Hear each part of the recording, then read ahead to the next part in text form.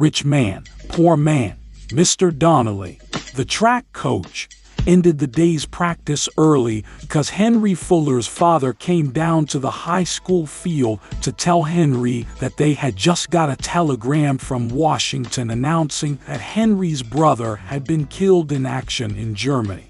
Henry was the team's best shot putter.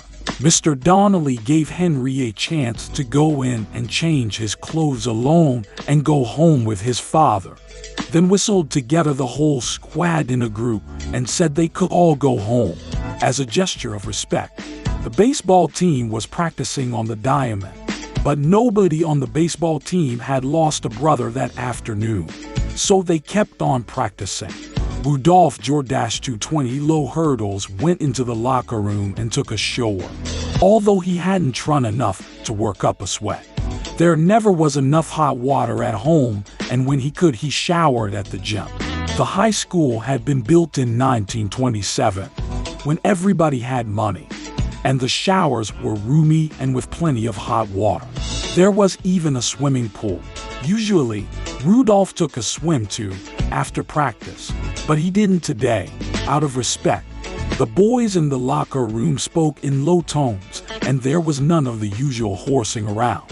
Smiley, the captain of the team, got up on a bench and said he thought that if there was a funeral service for Henry's brother, they all ought to chip in and buy a wreath. 50 cents a man would do it, he thought. You could tell by the looks on the boys' faces who could spare the 50 cents and who couldn't. Rudolph couldn't spare it, but he made a conscious effort to look as though he could. The boys who agreed most readily were the ones whose parents took them down to New York City before the school term to buy the year's clothes for them. Rudolph bought his clothes in town, in Port Phillip, at Bernstein's department store. He was dressed neatly, though, with a collar and tie and a sweater under a leather windbreaker, and brown pants, from an old suit whose jacket had gone through at the elbows. Henry Fuller was one of the boys who got his clothes in New York, but Rudolph was sure Henry wasn't getting any pleasure from the fact this afternoon. Rudolph got out of the locker room quickly because he didn't want to walk home with any of the other fellows and talk about Henry Fuller's brother. He wasn't particularly friendly with Henry, who was rather stupid, as the Waitmen were likely to be, and he preferred not to pretend to any excessive sympathy. The school was in a residential part of the town, to the north and east of the business center, and was surrounded by semi-detached one-family houses that had been built at about the same time as the school, when the town was expanding. They were all the same originally, but through the years their owners had painted the trim and doors in different colors and here and there had added a bay window or a balcony in forlorn attempts at variety. Carrying his books, Rudolph strode along the cracked sidewalks of the neighborhood. It was a windy early spring day, although not very cold, and he had a sense of well-being and holiday because of the light workout and the short practice. Most of the trees had already put out their leaves and there were buds everywhere. The school was built on a hill and he could see the Hudson River below him, still looking cold and wintry, and the spires of the churches of the town, and in the distance to the south, the chimney of the Boylan Brick and Tile Works, where his sister Gretchen worked, and the tracks of the New York Central, along the river. Port Phillip was not a pretty town, although once it had been, with big white colonial houses mingled with solid Victorian stone. But the boom in the 1920s had brought a lot of new people into town, working people whose homes were narrow and dark, spreading out into all neighborhoods. Then the Depression had thrown almost everybody out of work, and the jerry-built houses had been neglected. And as Rudolph's mother complained, the entire town had become a single slum. This wasn't absolutely true.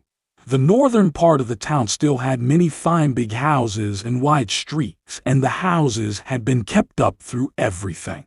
And even in the neighborhoods that were run down, there were big houses that families had refused to leave and were still presentable behind generous lawns and old trees.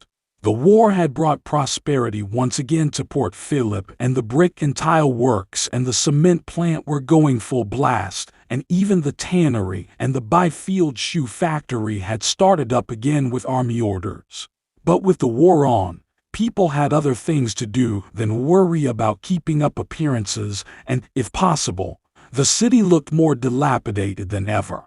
With the town spread before him like that, planless and jumbled in the windy afternoon sun, Rudolph wondered if anybody would give his life to defend it or to take it, as Henry Fuller's brother had given his life to take some nameless town in Germany. Secretly, he hoped that the war would last another 2 years, although it didn't look now as though it would. He was going to be 17 years old soon, and another year after that he could enlist. He saw himself with a lieutenant's silver bars, taking an enlisted man's salute, waving a platoon to follow him under machine gun fire. It was the sort of experience a man ought to have. He was sorry there was no more cavalry. That must have been something waving a saber at a full gallop, charging the despicable foe. He didn't dare mention anything like this around the house. His mother became hysterical when anybody as much as suggested that perhaps the war would last and her Rudolph would be taken. He knew that some boys lied about their age to enlist. There were stories about 15-year-old boys, even 14-year-olds, who were in the Marines and who had won medals, but he couldn't do anything like that to his mother. As usual, he made a detour to pass the house where Miss Lenout lived. Miss Lenout was his French teacher. She was nowhere in sight. Then he walked down to Broadway, the main street of the town, which ran parallel to the river and which was also the through highway from New York to Albany. He dreamed of having a car, like the ones he saw speeding through town. Once he had a car, he would go down to New York every weekend. He wasn't quite sure what he would do in New York, but he would go there. Broadway was a nondescript thoroughfare, with shops of all kinds mixed together.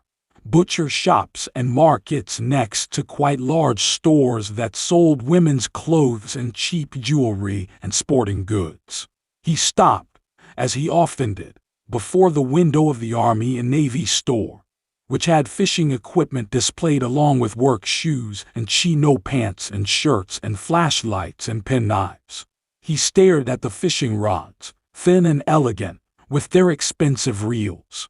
He fished in the river and, when the season was on, in the trout streams that were open to the public. But his equipment was primitive. He went down another short street and turned to his left on Vanderhoff Street, where he lived. Vanderhoff Street ran parallel to Broadway and seemed to be trying to emulate it, but doing it badly, like a poor man in a baggy suit and scuffed shoes pretending he had arrived in a Cadillac. The shops were small and the wares in their windows were dusty, as though the owners knew there really was no use. Quite a few of the shop fronts were still boarded up, having closed down in 1930 or 1931. When new sewer lines were laid down before the war, the WPA had felled all the trees which had shaded the sidewalks, and nobody had bothered to plant new ones. Vanderhoff was a long street, and as he approached his own house, the street became shabbier and shabbier, as though just the mere act of going south was somehow spiritually a decline. His mother was in the bakery, behind the counter, with a shawl around her shoulders because she was always cold. The building was on a corner, so there were 2 big windows, and his mother kept complaining that with all that glass there was no way of keeping the shop warm. She was putting a dozen hard rolls in a brown paper bag for a little girl. There were cakes and tarts displayed in the front window, but they were no longer baked in the cellar. At the start of the war, his father, who did the baking, had decided that it was more trouble than it was worth, and now a truck from a big commercial bakery stopped every morning to deliver the cakes and pastries, and Axel confined himself to baking the bread and rolls. When pastries had remained in the window 3 days, his father would bring them upstairs for the family to eat. Rudolph went in and kissed his mother, and she patted his cheek. She always looked tired and was always squinting a little, because she was a chain smoker and the smoke got into her eyes. "Why so early?" she asked. "Shirt practice today," he said. He didn't say why. "I'll take over here. You can go upstairs now." "Thank you," she said. "My Rudy." She kissed him again. She was very affectionate with him. He wished she would kiss his brother or his sister once in a while, but she never did. He had never seen his mother kiss his father. "I'll go up and make dinner," she said. She was the only one in the family who called supper dinner. Rudolph's father did the shopping, because he said his wife was extravagant and didn't know good food from bad. But most of the time she did the cooking. She went out the front door. There was no door that opened directly from the bakery to the hallway and the staircase that led up to the 2 floors above, where they lived. And he saw his mother pass the show window, framed in pastry and shivering as the wind hit her. It was hard for him to remember that she was only a little over 40 years old. Her hair was graying, and she shuffled like an old lady. He got out a book and read. It would be slow in the shop for another hour. The book he was reading was Burke's speech on conciliation with the colonies for his English class. It was so convincing that you wondered how all those supposedly smart men in Parliament hadn't agreed with him. What would America have been like if they had listened to Burke? Would there have been earls and dukes and castles? He would have liked that. Sir Rudolph Jordache, colonel in the Port Phillip Household Guards. An Italian laborer came in and asked for a loaf of white bread. Rudolph put down Burke and served him. The family ate in the kitchen. The evening meal was the only one they all ate together because of the father's hours of work. They had lamb stew tonight. Despite rationing, they always had plenty of meat because Rudolph's father was friendly with the butcher, Mr. Haas, who didn't ask for ration tickets because he was German, too. Rudolph felt uneasy about eating black market lamb on the same day that Henry Fuller had found out his brother had been killed. But all he did about it was ask for a small portion, mostly potatoes and carrots, because he couldn't talk to his father about fine points like that. His brother, Thomas, the only blonde in the family, besides the mother, who really couldn't be called blonde anymore, certainly didn't seem to be worried about anything as he wolfed down his food. Thomas was just a year younger than Rudolph, but was already as tall and much stockier than his brother. Gretchen, Rudolph's older sister, never ate much because she worried about her weight. His mother just picked at her food. His father, a massive man in shirt sleeves, ate enormously, wiping his thick, black mustache with the back of his hand from time to time. Gretchen didn't wait for the 3-day-old cherry pie that they had for dessert, because she was due at the army hospital just outside town where she worked as a volunteer nurse aide 5 nights a week. When she stood up, the father made his usual joke. "Be careful," he said. "Don't let those soldiers grab you.